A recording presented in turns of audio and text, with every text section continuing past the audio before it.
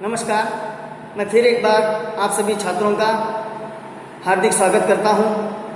आज से हम हिंदी आवश्यक के पाठ्यक्रम का शुभारंभ करने जा रहे हैं। इसलिए आज मैंने पाठ्यक्रम के आरंभ में एक ऐसे महान रचनाकार की कहानी का चयन किया है जो हिंदी भाषा और साहित्य की पहचान के प्रतीक के रूप में पूरे संसार में जाने और पहचाने जाते हैं। हिंदी के महान रचनाकार मुंशी प्रेमचंद, हिंदी का कथा सम्राट कहा जाता है। कई बार छात्रों में ये जिज्ञासा देखी जाती है कि कथा सम्राट का अर्थ क्या है या कथा सम्राट के मायने क्या है। कई बार छात्रों में ये भ्रम फैलने की आशंका होती है कि कथा सम्राट का अर्थ ये है कि जिन्होंने संख्यात्मक दृष्टि से सबसे ज़्यादा कहानियाँ लिखी हैं उन्हें कथा सम्राट कहा जाए। बात दरअसल ये नहीं है। संख्यात्मकता की दृष्टि की बजाय गुणात्मक दृष्टि से जिसका साहित्य लोगों को, समाज को प्रभावित करता है वो सही मायने में कथा सम्राट है। और इस कसौटी की दृष्टि से प्रेमचंद हिंदी के कथा सम्राट सिद्ध होते हैं। इसीलिए इन्हें एक महान साहित्यकार के रूप में पूरे विश्व में जाना और पहचाना जाता है। आपके पाठ्यक्रम में प्रेमचंद की एक प्रसिद्ध कहानी पूस की रात सम्मिलित की गई है। आज इसी कहानी से अध्यापन का कार्य आरंभ किया जा रहा है। उससे पहले यह अत्यावश्यक प्रतीत होता है कि जिस प्रेमचंद को हिंदी के महान साहित्यकार के रूप में जाना और पहचाना जाता है उनके बारे में थोड़ा सा परिचय आप लोगों को भी हो। इसलिए आज सर्वप्रथम मैं प्रेमचंद के जीवन पर प्रकाश डालने का यहाँ पर प्रयास करूँगा। उसके बाद हम पूस की रात इस कहानी का अध्ययन करेंगे। पूस की रात प्रेमचंद की सर्वप्रसिद्ध कहानियों में से एक है। पूस की रात इस कहानी में प्रेमचंद ने हमारे देश के किसानों को केंद्र में रखकर उनके जीवन की त्रासदी और विडंबनाओं को पाठकों के सम्मुख रखने का सफल प्रयास किया है। बहुत से छात्र ग्रामीण परिवेश से या जीवन से जुड़े हुए हैं, इसलिए वे हमेशा देखते हैं कि हमारे देश का किसान मेहनती है, ईमानदार है और अपना सर्वस्व समर्पित कर खेतों में काम करता है।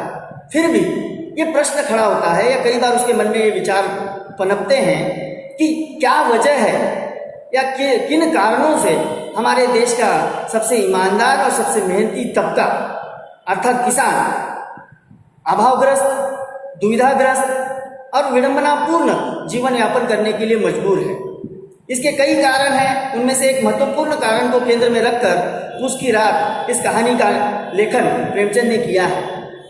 प्रेमचंद को जैसा कि मैंने पहले कहा कि एक महान कथा सम्राट के रूप में या कहानीकार के रूप में जाना जाता है। इसके कई कारण हैं। उनमें से इन्हें गिने कारण मैं आपके सामने यहाँ पर रखना चाहता हूँ। प्रेमचंद ने लगभग 300 कहानियाँ लिखी जो मानसरोवर के 7 खंडों में विभाजित है।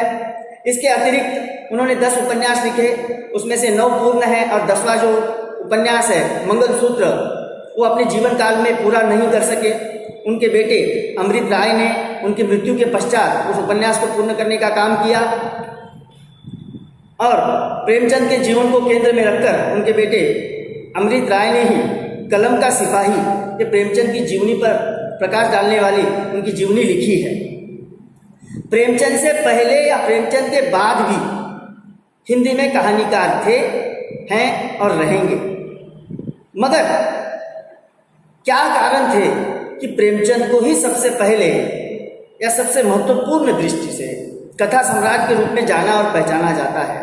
तो इसका कारण ये है कि प्रेमचंद का आविर्भाव हिंदी साहित्य में होने से पहले हिंदी में जो कहानियाँ लिखी जाती थी वो काल्पनिक कहानियाँ होती थी। उनमें या तो राजा रानियों की कहानियाँ होती थी या जासूसी कहानियाँ या जासूसी उपन्यास लिखे जाते थे जिसका समाज से कोई सरोकार नहीं था या आम लोगों के जीवन से उनका कोई सीधा संबंध नहीं था।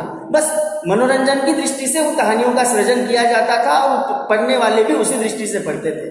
मगर इस परंपरा को तोड़ने का महान काम प्रेमचंद ने किया और उन्होंने तिलिस्म, अय्यारी और जासूसी दुनिया से हिंदी कहानी को बाहर निकाल कर वो लेकर आए और उसे सामान्य जीवन के घटनाओं से या सामान्य जीवन की आपाधापी से जोड़ने का एक सफल और महत्वपूर्ण कार्य किया। इसलिए प्रेमचंद को हिंदी कथा सम्राट के रूप में जाना और पहचाना जाता है। किसी आलोचक ने बहुत खूब कहा है, अगर आप घर बैठे पूरे उत्तर भारत को जानना और समझना चाहते हैं या वहाँ के ग्रामीण जीवन पर आप अध्ययन करना चाहते हैं तो प्रेमचंद से जैसा उत्कृष्ट मार्गदर्शक आपको दूसरा नहीं मिलेगा। प्रेमचंद की कहानियों को पढ़कर आप पूरे उत्तर भारत के ग्रामीण जीवन और वहाँ के जीवन में से जुड़ी हुई विभिन्न चीज़ों को घर बैठे आसानी से जान सकते हैं, समझ सकते हैं। इस दृष्टि से प्रेमचंद हमारी मार्गदर्शक सिद्ध होते हैं। प्रेमचंद ने जो कहानियाँ लिखी मैंने बताया उनकी संख्या लगभग 300 है। उपन्यास जो है पूर्ण उनकी संख्या 9 है। मगर 2 चीज़ें या उनकी 2 रचनाएं प्रेमचंद की हिंदी साहित्य में एक अलग और विशिष्ट या सर्वोच्च स्थान रखती हैं। वह कहानी के रूप में उनकी कफन कहानी बेहद सुंदर और मार्मिक कहानी है और श्रेष्ठ कहानियों में उसकी गिनती होती है। वहीं प्रेमचंद के द्वारा लिखा गया गोदान उपन्यास, ये उनके जीवन का सर्वश्रेष्ठ उपन्यास है। इन 2 रचनाओं को भी आप लोगों को इन 2 रचनाओं के नाम भी याद रखने चाहिए। अब पूस की रात इस कहानी की ओर हम बढ़ते हैं। आज मैं आपको पूस की रात इस कहानी की पृष्ठभूमि समझाने का यहाँ पर प्रयास कर रहा हूँ।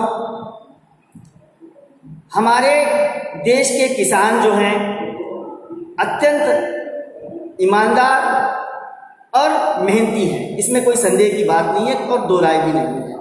फिर भी हम देखते हैं कि किसान पूरी ईमानदारी से मेहनत करने के बावजूद अधनंगा है, अधभूखा है, फटेहाल जिंदगी जी रहा है। उसके जीवन में कई प्रकार के अभाव हैं, कई प्रकार की त्रासदियाँ हैं, कई विडंबनाओं का उसे सामना करना पड़ता है।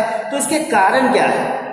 तो इसके प्रमुखता इन कारणों को 2 वर्गों में बांटा जाता है। एक कारण है आसमानी कारण और दूसरा है सुल्तानी कारण। कहने का तात्पर्य यह है कि 2 प्रकार की विडंबनाओं के कारण या 2 प्रकार के संकटों का सामना करने संकटों के कारण हमारे देश का किसान जो है वो अभावग्रस्त जीवन जीने के लिए मजबूर है। तो पहला जो संकट है वो है आसमानी, अर्थात प्राकृतिक संकट जो है, प्राकृतिक आपदाएं जो हैं उनका सामना करना पड़ता है। आप देखते हैं, पढ़ते हैं और सुनते भी हैं कि कभी कभी बारिश इतनी हो जाती है कि फसल सड़ जाती है और कभी कभी बारिश इतनी होती है कि बीज अंकुरित होकर फूटने से पहले ही वो ज़मीन में ही जल जाते हैं। और वहीं दूसरी प्राकृतिक आपदाएं भी हैं, उन आपदाओं का भी उसे सामना करना पड़ता है। जैसे जंगली जानवर हैं, इनसे भी अपने फसलों की रक्षा करनी पड़ती है। कई बार किसान जो है अपनी फसलों की रखवाली करने के लिए खेतों में जाते हैं और किसी दुर्घटना या हादसे का शिकार हो जाते हैं। ये हम समाचार पत्रों में कई बार पढ़ते हैं। तो इन संकटों से अगर वो फसल बचाता है, फिर आता है सुल्तानी, अर्थात सरकारी या व्यापारिक संकटों का सामना। जब फसल अच्छी हो, उसकी पैदावार अच्छी हो, तब देखते हैं कि बाजार में उसके दाम अचानक गिर जाते हैं और जब फसल कम हो तो बाजारों में उसके दाम अचानक बढ़ जाते हैं। अब सवाल ये उठता है कि ये बाजार में दाम बढ़ते कब हैं और गिरते कब हैं? तो ये जो है एक व्यापारिक षड्यंत्र है हमारे देश के साथ, देश के किसानों के साथ होने वाला। किसानों के पास जब फसल होती है तो हमारे समाज के जो शोषण करता है, किसानों के शोषण करता जो वर्ग है, जो व्यापारी वर्ग है, वो वर्ग खास तौर से जब किसानों के पास फसल होती है तब वो दाम रोके रखता है ताकि कम से कम दामों में वो किसानों की फसल ज़्यादा से ज़्यादा खरीद सके। और जब किसानों के पास फसल खत्म हो जाती है या वो जब पूरी तरह से फसल बेच चुका होता है तब बाज़ारों में अचानक उछाल आ जाता है और कीमतें बढ़ जाती हैं। और इसका परिणाम ये होता है कि किसान जो मेहनत करते हैं, खेत उनकी, ज़मीन उनका, मेहनत उनकी, बीज उनका, पानी उनका, और पूरा का पूरा जो कुछ भी उस फसल के लिए उन्होंने त्याग किया, जोड़ा है, वो सब कुछ उनका, फिर भी वो जब बाजार में बेचने जाता है तो उसने जो वहाँ पर लागत लगाई थी, वो लागत अगर काट कर देखा जाए तो उसे मान लीजिए कि 20% मुनाफा मिलता है, मान लीजिए सिर्फ। मगर जैसे ही वो बाजार में फसल पहुँच जाती है तो सिर्फ कुछ दिनों तक उस फसल की देखभाल करने के एवज में हमारे व्यापारी जो हैं वो 50 से लेकर 100% तक का मुनाफा कमा लेते हैं। और ये हमारी व्यवस्था का बहुत बड़ा दोष है। और इस कारण हम देखते हैं कि किसान जो है अब दिन ब दिन और अधिक गरीब से गरीब होता जा रहा है। अब तो हालत ये है कि खेती की ओर या खेती के प्रति आज के न तो युवकों का आकर्षण है, न तो समाज का आकर्षण है। आज हर कोई शहरों की ओर जाना चाहता है या नौकरी करना चाहता है, तो उसका कारण ये है कि उसमें नौकरी में जो सुरक्षा मिलती है या नौकरी में जो उसे राहत मिलती है, वो सुरक्षा और राहत उसे खेती में नहीं मिलती, क्योंकि इन दो प्रकार के संकटों का उसे सामना करना पड़ता है। तो ये जो हमारे किसान के जीवन की विडंबनाएं हैं, इन विडंबनाओं को ध्यान में रखकर जब हम पूस की रात कहानी को पढ़ते हैं तो हम देखते हैं कि पूस की रात कहानी जो है वाकई में प्रेमचंद की श्रेष्ठ कहानी तो है ही, मगर हमारे किसान भाई बहनों के जीवन का एक बहुत बड़ा सत्य भी है। और इसी सत्य को इस कहानी के माध्यम से हमें जानना है, समझना है और उसके बारे में चिंतन करना है। तो कल मैं आपको पूस की रात इस कहानी पर विस्तार से मार्गदर्शन करूंगा। आज के लिए धन्यवाद।